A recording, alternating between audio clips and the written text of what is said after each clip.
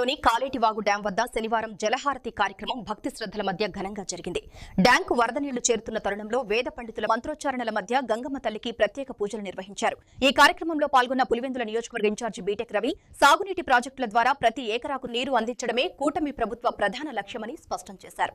కాలేటివాగు dam నిండటంతో రైతాంగానికి మేలు జరుగుతుందని, భూగర్భ జలాలు పెరిగి తాగునీటి సమస్య కూడా తీరుతుందని ఆయన ఆశాభావం వ్యక్తం చేశారు.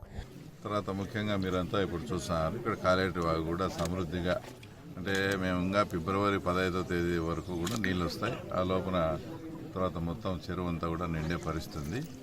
ఇక్కడ ప్రజలు తర్వాత రైతులు అందరి కోరిక మేరకు మేము కలెక్టర్ గారితో కూడా మాట్లాడి, అంతకుముందు ఈ చెరువు కింద ఏదైతే మామూలుగా పంటలు పండిస్తూ ఉన్నారో కాలువల ద్వారా, ఆ కాలువలన్నీ కూడా ఇప్పుడు కొన్ని బూడిపోయి ఆ తర్వాత కంప చెట్లు అంతా ఉన్నాయి.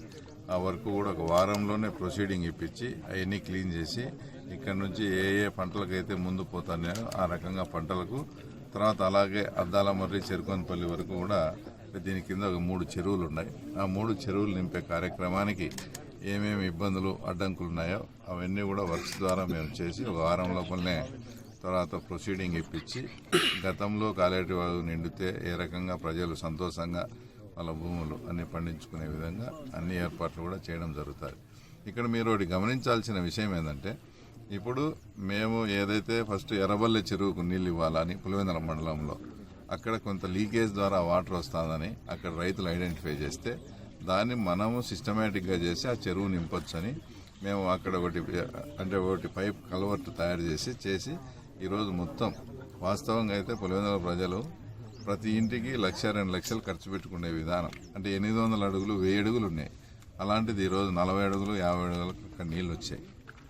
అలాగే అందులో భాగంగా అదే హెచ్ఎన్ఎస్ అది కాలువ ద్వారా ఇప్పుడు ఇక్కడ కూడా కాలేటివాగు కూడా ఇదంతా నిండడం జరిగింది. భవిష్యత్తులో ఇప్పుడన్నా కొంచెం స్లోగా, ఎందుకంటే అక్కడ లైనింగ్ జరగలేదు.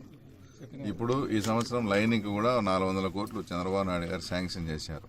ఇప్పుడు ఆ లైనింగ్ అనేది జరిగితే తర్వాత వాటర్ కూడా ఫ్లో, అంటే ప్రవాహ వేగం కూడా పెరిగి ఇంత టైం కూడా పట్టదు.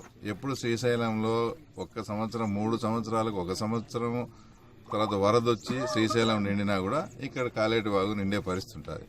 తర్వాత అలాగే ఎర్రగుడి చెరువు కూడా తర్వాత ఇంకా ఫిబ్రవరి 15 వరకు కూడా నీళ్ళు ఇస్తాను. ఎర్రగుడి చెరువు కూడా ఆ తర్వాత నింపే కార్యక్రమం చేస్తాను.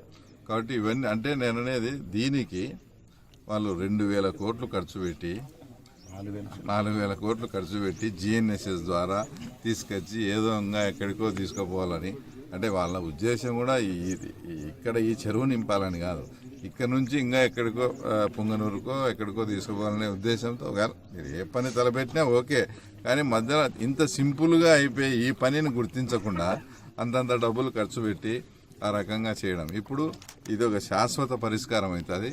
మీకు ఎప్పుడు కూడా హెచ్ఎన్ఎస్ఎస్ అంటే హంద్రీనీవా ద్వారా కెనాల్కు పోతే ఆ కెనాల్ గల లైనింగ్ అని అంతా పూర్తి అయితే మనకు దాదాపుగా ఎట్లా వస్తుందో ఇంకా ఇంతకన్నా ప్రవాహ వేగం పెరిగి ఇప్పుడన్నా ఒక 60 రోజులు పట్టింది. అదే లైనింగ్ అంతా చేసి ఒక 30 రోజులకే నిండే కార్యక్రమం ఉంటుంది. నాకు తెలిసి ఇంకెప్పుడు కాలేటివాగు చూసేదానికి ఇలానే ఉంటుందని, దీని కింద ఉండే అవి ఏదైతే ఫీల్డ్ ఛానల్స్ చెప్పినామో అది ఒక వారానికే మీకు ప్రొసీడింగ్ తీసుకొచ్చి కూడా ఇస్తానని చెప్తూ